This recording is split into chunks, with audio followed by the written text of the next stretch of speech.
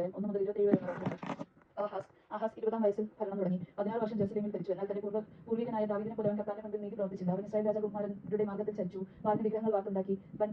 ഹിനോം താഴ്വരയിൽ ധൂപമർപ്പിച്ചു. ഇസ്രായേലിന്റെ മുൻപിൽ നിന്ന് കർത്താവ് തുരുക്കിയ ജനതകളുടെ മ്ലേച്ഛാചാരങ്ങളെ അനുകരിച്ച് അവൻ പുത്രന്മാരെ ഹോമിച്ചു. പൂജാഗിരികളും മലകളും ഓരോ പച്ചമരത്തിന്റെയും ചുവട്ടിലും അവന്റെ ബലിയും ധൂപവും അർപ്പിച്ചു. ദൈവമായ കർത്താവ് അവനെ സിറിയ രാജാവിന്റെ കൈകളിൽ ഏൽപ്പിച്ചു. അവൻ ആഹാസിനെ തോൽപ്പിച്ച് അനേകം പേരെ തടവുകാരാക്കി ദമാസ്കിലേക്ക് കൊണ്ടുപോയി. കർത്താവ് ആഹാസിനെ ഇസ്രായേൽ രാജാവിന് വിട്ടുകൊടുത്തു. ഇസ്രായേൽ രാജാവ് കൂട്ടക്കൊല നടത്തി അവനെ പരാജയപ്പെടുത്തി. തങ്ങളുടെ പിതാക്കന്മാരുടെ ദൈവമായ കർത്താവിനെ പരിത്യജിച്ചതിനാൽ യൂദാ സൈന്യത്തിൽ നിന്ന് 1,80,000 ധീര യോദ്ധാക്കളെ റമാലിയിലേക്ക് മകൻ പെഖാർ ഒറ്റ ദിവസം കൊണ്ട് വധിച്ചു. ധീരനും എഫ്രൈംകാരനുമായ സിക്രി, രാജപുത്രനായ മസായെയും കൊട്ടാരം വിചാരിപ്പുകാരനായ അസ്രീഖാമിനെയും, രാജാവ് കഴിഞ്ഞാൽ അടുത്ത അധിപതിയായ എൽക്കാലിനെയും വധിച്ചു. തങ്ങളുടെ സഹോദരനായ യൂദാവാസികളിൽ സ്ത്രീകളും കുഞ്ഞുങ്ങളും അടക്കം 2 ലക്ഷം പേരെ ഇസ്രായേൽ തടവുകാരാക്കി. ധാരാളം കൊള്ളമുതലും അവർ സമരിയയിലേക്ക് കൊണ്ടുപോയി. കർത്താവിന്റെ ഒരു പ്രവാചകൻ അവിടെ ഉണ്ടായിരുന്നു. അവന്റെ പേര് ഒദേദ്. അവൻ സമരിയയിലേക്ക് വന്ന് സൈന്യത്തിന്റെ നേരെ ചെന്ന് പറഞ്ഞു, നിങ്ങളുടെ പിതാക്കന്മാരുടെ ദൈവമായ കർത്താവ് യൂദയോട് കോപിച്ച് അവരെ നിങ്ങളുടെ കയ്യിൽ ഏൽപ്പിച്ചു തന്നു. എന്നാൽ നിങ്ങൾ അവരെ ക്രൂരമായി വധിച്ചു. ഇക്കാര്യം കർത്താവിന്റെ മുമ്പിൽ എത്തിക്കുന്നു. ജെറുസലേമിലും യൂദയിലും സ്ത്രീ പുരുഷന്മാരെയും അടിമകളാക്കുവാൻ നിങ്ങൾ ഇപ്പോൾ ഒരുപ്പെടുന്നു. നിങ്ങൾ നിങ്ങളുടെ ദൈവമായ കർത്താവിനെതിരെ പാപം ചെയ്തില്ലേ? ഞാൻ പറയുന്നത് കേൾക്കുക. തടവുകാരായി നിങ്ങൾ കൊണ്ടുവന്ന ഈ സഹോദരരെ വിട്ടയക്കുക. കർത്താവിന്റെ ഉഗ്രകോപം ഇതാ നിങ്ങളുടെ മേൽ പതിക്കാൻ പോകുന്നു. യോഹന്നാന്റെ മകൻ അസറിയ, മെശേലെമോത്തിന്റെ മകൻ ബെറക്കിയ, ഷെലൂമിന്റെ മകൻ യഹ്സിയ, ഹദ്ദീലിയയുടെ മകൻ അമാസായ എന്നീ എഫ്രൈം നേതാക്കന്മാർ യുദ്ധത്തിൽ നിന്ന് മടങ്ങി വന്നവരോട് പറഞ്ഞു, തടവുകാരെ നിങ്ങൾ ഇങ്ങോട്ട് കൊണ്ടുവരരുത്. കൊണ്ടുവന്നാൽ കർത്താവിന്റെ മുൻപിൽ നാം കുറ്റക്കാരാവും.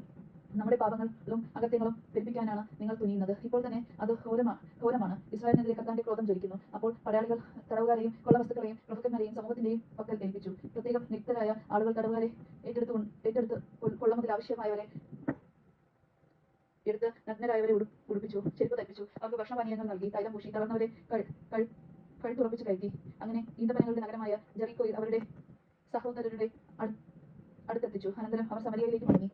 ഏദോമ്യർ യൂദയെ ആക്രമിച്ചു. അനേകരെ തടവുകാരാക്കിയപ്പോൾ ആഹാസ് രാജാവ് അസീസിയ രാജാവിന്റെ സഹായം അപേക്ഷിച്ചു. ഫിലിസ്ത്യരും യൂദയ്ക്കെതിരെ തിരിഞ്ഞു. അവർ ഷെഫേലയിലെയും നെഗേബിലെയും നഗരങ്ങളെ ആക്രമിച്ച് ബെത്ത്ശെമെശ്, അയാലോൺ, ഗെദേറോത്ത് എന്നിവയും സോക്കോ, തിമ്ന, ഗിംസോ എന്നിവയും ചുറ്റുമുള്ള ഗ്രാമങ്ങളെ പിടിച്ചടക്കി അവിടെ വാസമർപ്പിച്ചു.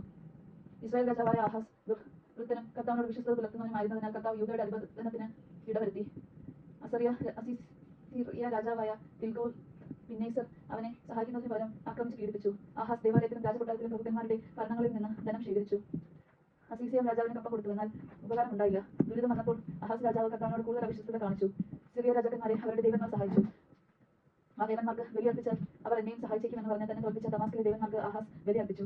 അത് അവന്റെ രാജ്യത്തെയും വിനാശത്തിന് കാരണമായി. അവൻ ദേവാലയത്തിലെ ഉപകരണങ്ങൾ ഒരുമിച്ച് കൂട്ടി ഇടിച്ചു. കർത്താവിന്റെ ആലയം പൂട്ടി. ജെറുസലേമിന്റെ എല്ലാ മുക്കിലും മൂലയിലും ബലിപീഠങ്ങൾ സ്ഥാപിച്ചു. യൂദയിലെ നഗരങ്ങളിലെല്ലാം അന്യദേവന്മാർക്ക് ധൂപം അർപ്പിക്കുന്നതിനും പൂജാഗിരികൾ നിർമ്മിച്ചു. അങ്ങനെ തന്റെ പിതാക്കന്മാരുടെ ദൈവമായ കർത്താവിനെ അവൻ പ്രകോപിച്ചു.